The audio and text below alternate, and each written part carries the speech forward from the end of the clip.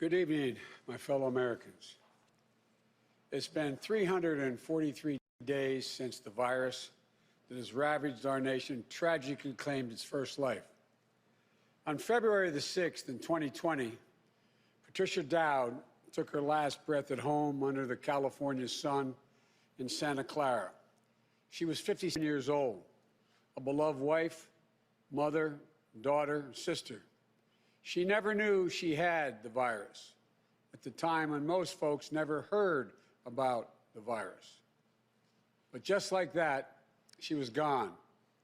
And almost exactly 1 year later, nearly 400,000 of our fellow Americans have met the same cruel fate. Countless families and friends left behind with unrelenting grief and guilt, anger and frustration. And the emptiness felt by the loss of life is compounded by the loss of our way of life. During this pandemic, millions of Americans, through no fault of their own, have lost the dignity and respect that comes with a job and a paycheck.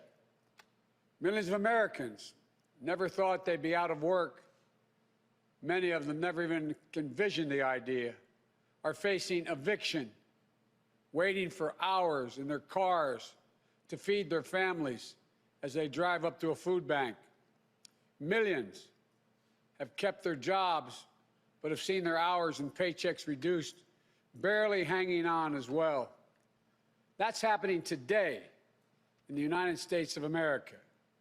Just as in the midst of the dark winter of this pandemic, as cases, hospitalizations, and deaths spike at record levels, there is real pain overwhelming the real economy. One where people rely on paychecks, not their investments, to pay for their bills and their meals and their children's needs. You won't see this pain if your scorecard is how things are going on Wall Street. But you will see it very clearly if you examine what the twin crises of a pandemic and this sinking economy have laid bare. The growing divide between those few people at the very top who are doing quite well in this economy and the rest of America. Just since this pandemic began, the wealth of the top 1% of the nation has grown roughly $1.5 trillion since the end of last year, 4 times the amount for the entire bottom 50% of American wage earners. Some 18 million Americans are still relying on unemployment insurance. Some 400,000 small businesses have permanently closed their doors.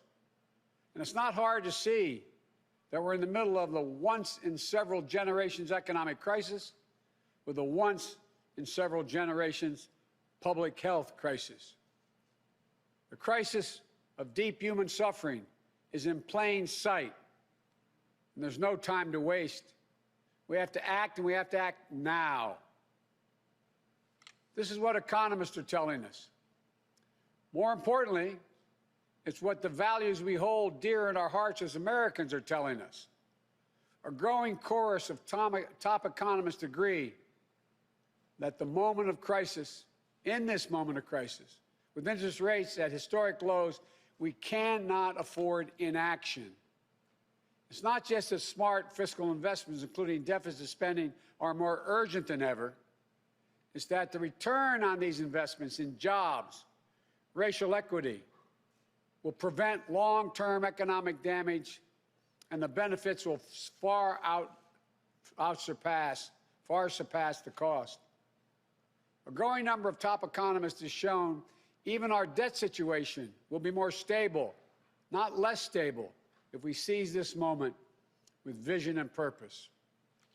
And so tonight, I'd like to talk to you about our way forward, a 2-step plan of rescue and recovery, a 2-step plan to build a bridge to the other side of the crisis we face to a better, stronger, more secure America. Tonight, I'll lay out my first step, the American Rescue Plan that will tackle the pandemic and get direct financial assistance and relief to Americans who need it the most. Next month, in my first appearance before a joint session of Congress, I will lay out my Build Back Better recovery plan. It'll make historic investments in infrastructure, that Build Back Better plan. Infrastructure, manufacturing, innovation, research and development, and clean energy. Investments in a caregiving economy and in skills and training needed by our workers to be able to compete and win in the global economy of the coming years. Moody's, an independent Wall Street firm, said my approach will create more than 18 million good-paying jobs. Our rescue and recovery plan is a path forward with both seriousness of purpose and a clear plan, with transparency and accountability, with a call for unity that is equally necessary. And unity is not some pie-in-the-sky dream. It's a practical step to getting the things we have to get done as a country get done together. As I said when it passed in December, the bipartisan COVID-19 relief package was a very important first step. And I'm grateful for the Democrats, Republicans, and independent members of Congress who came together to get it done.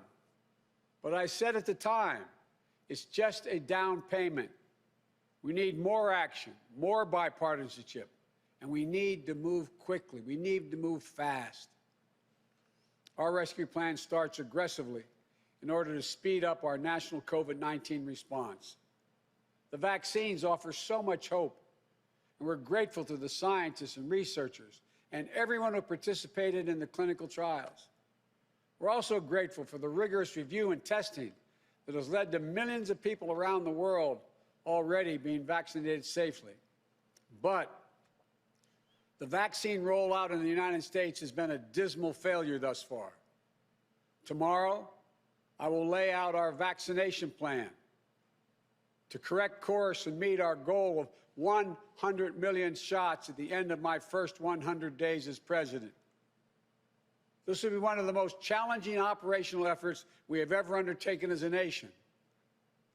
We'll have to move heaven and earth to get more people vaccinated, to create more places for them to get vaccinated, to mobilize more medical teams to get shots in people's arms, to increase vaccine supply, and to get it out the door as fast as possible.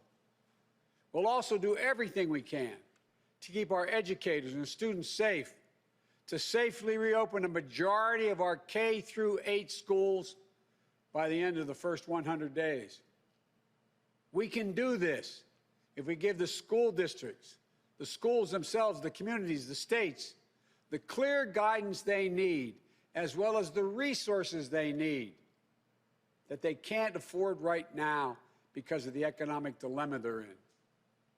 That means more testing and transportation, additional cleaning and sanitizing services in those schools, protective equipment and ventilation systems in those schools. We need to make sure that workers who have COVID-19 symptoms are quarantined, and those who need to take care of their family members with COVID-19 symptoms should be able to stay home from work and still get paid. This will reduce the spread of the virus and make sure workers get the support they need to maintain their families. But we need about $400 billion in funding from Congress to make all of what I just said happen. It's a great deal, but I'm convinced we are ready to get this done. The very health of our nation is at stake. Our rescue plan also includes immediate relief to Americans hardest hit and most in need.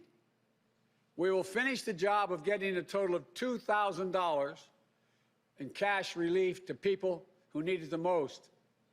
The $600 already appropriated is simply not enough. We just have to choose between paying rent and putting food on the table. Even for those who've kept their jobs, these checks are really important.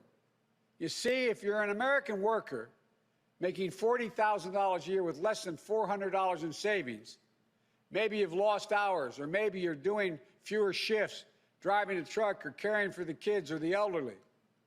You're out there putting your life on the line to work during this pandemic and worried every week that you get sick, lose your job, or worse.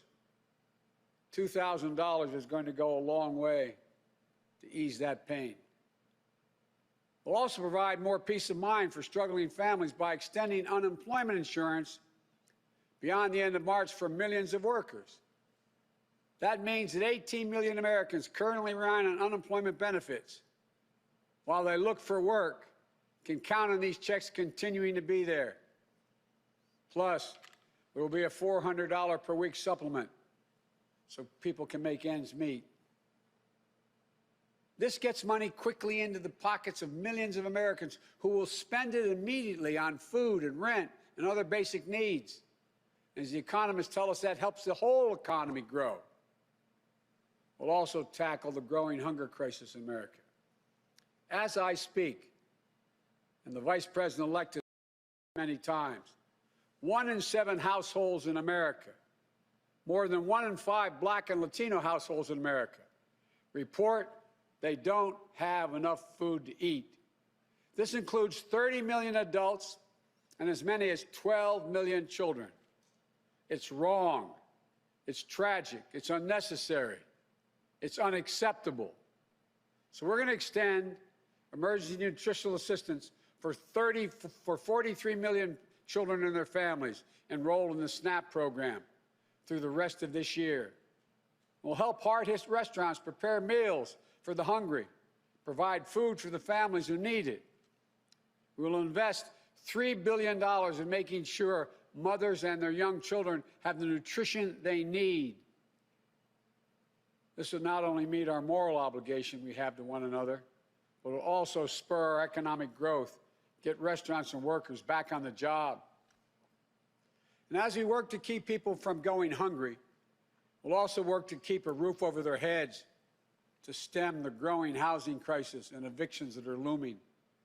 Approximately 14 million Americans have fallen behind on rent, many at risk of eviction. If we don't act now, there'll be a wave of evictions and foreclosures in the coming months as the pandemic rages on. This would overwhelm emergency shelters, increase COVID-19 infections as people have nowhere to go and can't socially distance. Next week, we'll take action to extend nationwide restrictions on evictions and foreclosures. This will provide more than 25 million Americans greater stability instead of living on the edge every single month. And I'm asking Congress to do its part by funding rental assistance for 14 million hard-hit families and tenants. It will also be a bridged economic recovery for countless mom-and-pop landlords. These crises are straining the budgets of states and cities and tribal communities that are forced to consider layoff and service restrictions of the most needed workers. It means that people putting their lives at risk are the very people now at risk of losing their jobs. Police officers, firefighters, all first responders, nurses, educators. You know, over the last year alone, over 600,000 educators have lost their jobs in our cities and towns. Our rescue plan will provide emergency funding to keep these essential workers on the job and maintain essential services. It will ensure that vaccines are administered and schools can reopen. Vice President-elect Harris and I have been speaking with county officials, mayors, governors of both parties on a regular basis. We're ready to work with them, to help them get the relief they need. Our rescue plan will also help small businesses that are the engines of our economic growth, our economy as a whole, the glue that holds communities together as well. But they're hurting badly. And you realize they account for nearly half of the entire total U.S. workforce. Our rescue plan will provide flexible grants to help those hardest hit small businesses survive the pandemic, and the low-cost capital that will help entrepreneurs of all backgrounds create and maintain jobs, plus provide the essential goods and services that communities depend upon. Last week, I laid out how we'll make sure that our emergency small business relief is distributed swiftly and equitably, unlike the first time around. We're going to focus on small businesses on Main Street. We'll focus on minority-owned small businesses, women-owned small businesses, and finally having equal access to the resources they need to reopen and to rebuild. And we will be responsible with taxpayers' dollars, ensuring accountability that reduces waste and fraud and abuse like we did in the Recovery Act that I administered in our administration. Direct cash payments, extended unemployment insurance, rent relief, food assistance, keeping essential frontline workers on the job, aid to small businesses. These are the key elements to the American Rescue Plan that would lift 12 million Americans out of poverty and cut child poverty in half. That's 5 million children lifted out of poverty if we move. Our plan will reduce poverty in the Black community by 1/3, reduce poverty in the Hispanic community by almost 40%, and includes much more, like an increase in the minimum wage to at least $15 an hour. People tell me that's going to be hard to pass. Florida just passed it. As divided as that state is, they just passed it. The rest of the country is ready to move as well. It should be a national minimum wage of $15 an hour. No one working 40 hours a week should live below the poverty line. That's what it means. If you work for less than $15 an hour and work 40 hours a week, you're living in poverty. It includes access to affordable child care that will enable parents, particularly women, to get back to work. I look forward to working with members of Congress of both parties to move quickly to get the American Rescue Plan to the American people. And then we can move with equal urgency and bipartisanship to my Build Back Better recovery plan that I will call for next month to generate even more economic growth. American manufacturing was the arsenal of democracy in World War II. It will be so again. Imagine a future made in America, all made in America, and all by Americans. We'll use taxpayers' dollars to rebuild America. We'll buy American products, supporting millions of American manufacturing jobs, enhancing our competitive strength in an increasingly competitive world. Imagine historic investments in research and development to sharpen America's innovative edge in markets where global leadership is up for grabs. Markets like the battery technology, artificial intelligence, biotechnology, clean energy. Imagine confronting the climate crisis with American jobs and ingenuity leading the world. It's time to stop talking about infrastructure and to finally start building an infrastructure so we can be more competitive. Millions of good-paying jobs that put Americans to work rebuilding our roads, our bridges, our ports, to make them more climate resilient, to make them faster, cheaper, cleaner, to transport American-made goods across our country and around the world. That's how we compete. And imagine millions of jobs in a caregiving economy to ease the financial burden of caring for young children and aged loved ones. Let's make sure our caregivers, mostly women, women of color, immigrants, have the same pay and dignity that they deserve. So we can do these bold, practical things now.